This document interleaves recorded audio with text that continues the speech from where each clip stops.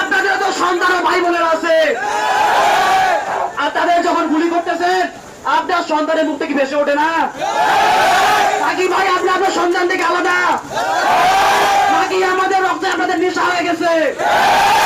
আজকে এই ছোট রাজপথ থেকে বলতে চাই, রাজপথ থেকে আমরা সবসময় আসি, আমাদের যতগুলো ভাইকে শহীদ হতে হবে আমরা সবাই সাইদ ভাইয়ের মতো বলতে চাই।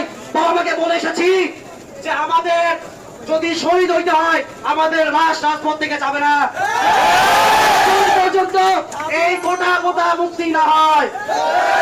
এই রাজপথ থেকে বলতে চাই, আমাদের সরকার প্রধানকে বলতে চাই, এটা আমাদের অধিকার, এটা আমাদের সাধারণ জনগণের দাবি, এটা আমাদের অধিকার, আমাদেরকে ফিরিয়ে দিন, আমাদেরকে আবার পড়তে বসিয়ে দিন।